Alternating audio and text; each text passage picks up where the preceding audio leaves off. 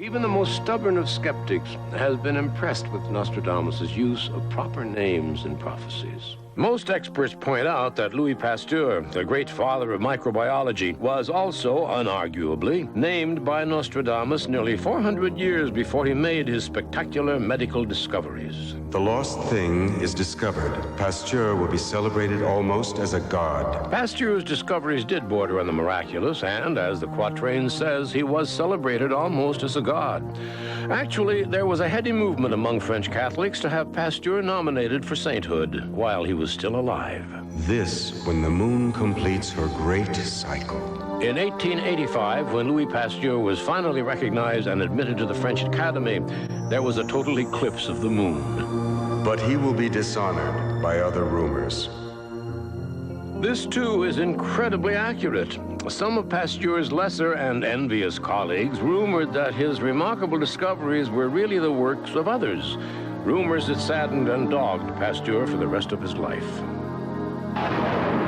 We are told Nostradamus is never more sadly accurate as when his predictions are of war and its terrible machinery of destruction, nor so chillingly accurate as when he actually names such satanic warmongers as Adolf Hitler. Perhaps the single most impressive group of his modern predictions are those about Hitler and the Second World War. There are 20 quadrants that unmistakably refer to Adolf Hitler, 3 in which he is mentioned by the name Hister. From the deepest part of Western Europe, a child will be born of a poor family who will entice many with his oratory. His reputation will grow even greater in the kingdom of the East. Hitler was born in the Austrian Alps, the deepest part of Western Europe. His father had a low-level civil service job and could barely make ends meet. And Hitler absolutely enticed the many with his spellbinding oratory. And in the kingdom of the East, the USSR, Stalin considered Hitler his greatest single threat long before the rest of the world started taking the German dictator seriously.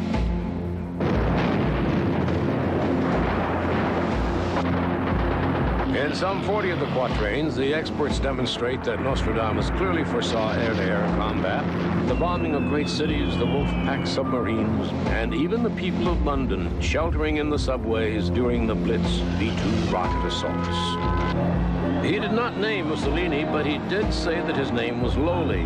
Mussolini means muslin maker, a craft regarded by Italian tradesmen as the lowest of the low.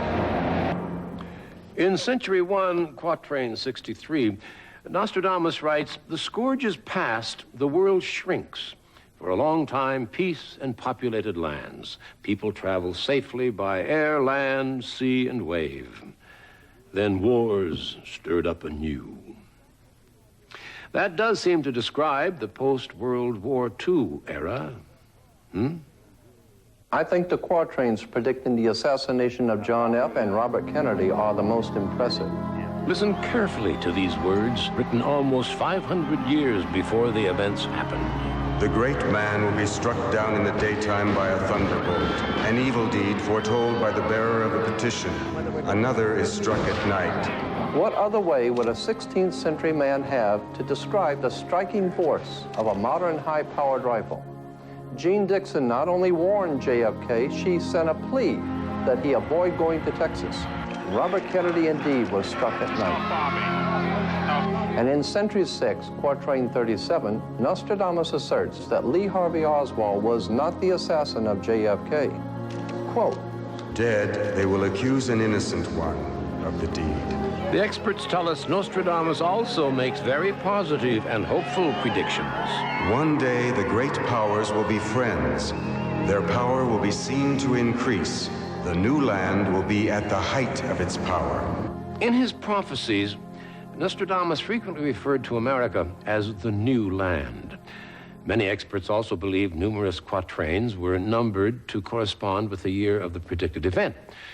This particular quatrain is number 89, and it was indeed 1989 when the United States and what was the USSR began to be seen as friends. But the next quatrain has a somber warning.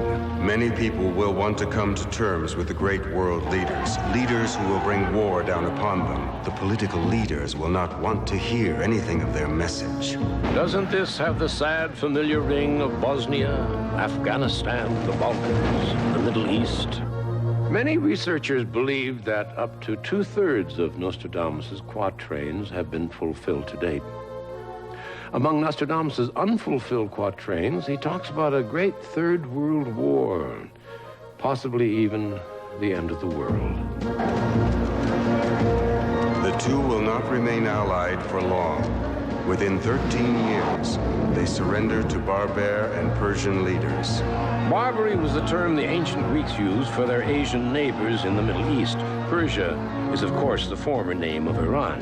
Consequently, we are told this verse predicts a falling out of the Russian and American blocs over some new Israeli-Arab confrontation, awaiting only the right spark to set off the final nuclear war. Some 200 of these prophecies that remain to be fulfilled concern the rise of the Antichrist in the Middle East, which will occur at the time of a Chinese-Mongolian invasion of the West.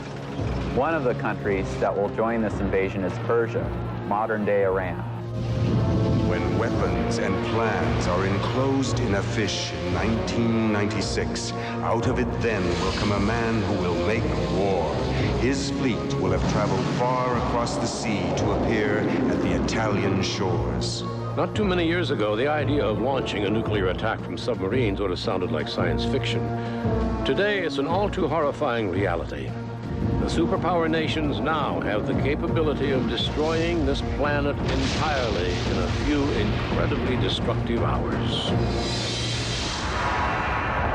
Dire predictions indeed, but Nostradamus himself said the predictions were based on conditions that could be altered, as he suggested to King Henry. Armed with his predictions for our future, world leaders have the time and knowledge to avoid Nostradamus' foretold catastrophes. As the 21st century approaches, we must steer a course around potential disasters and bring humanity to a new world of peace. I think that the problem with Nostradamus, for many people, is that they don't take responsibility for their lives because basically they're saying it's all predicted. If your name's on the bullet, then you're going to die. I believe that Nostradamus was highly skilled in prophecy and future seeing, but we all possess these abilities. We just have to learn to develop them ourselves. Nostradamus is adamant about stating that we can always change our future by changing the way we think, by changing the way we behave, and especially by the way we act towards others. At first reading, there seems to be a rather large conflict of opinion between the quatrains predicting our future. Humane realm and angelic offspring causes lasting peace and unity. War subdues under its control. Peace is maintained. The experts find no problem with these opposed verses. They tell us that these totally different views of our future prove that we are not locked into some sort of dire predestiny. Rather, it is as if we're arriving at a fork in the road. The way we take is up to us. It is true that Nostradamus has predicted both a horrendous future and a future of incredible bliss.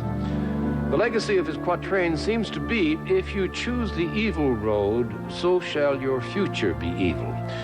Or, choosing the good road leads to a beautiful future for now and for generations to come. Was Nostradamus really a great and true prophet? Could he see his own future? In the year 1566, on the evening of June 30th, Nostradamus retired to his beloved study. There he included the large royal gift of money in the estate his wife and children would inherit. Aching and bone-weary, he suddenly felt a glow of peace and tranquility like he had never known before come over him. And he recognized the shadow that was approaching. On his return from the embassy, the king's gift put in place, he will do nothing more. He will be gone to God. Close relatives, friends, brothers by blood will find him completely dead, near the bed The following morning, his assistant led family and friends cautiously up the stairs. There they found Nostradamus dead, a prophet to the very last.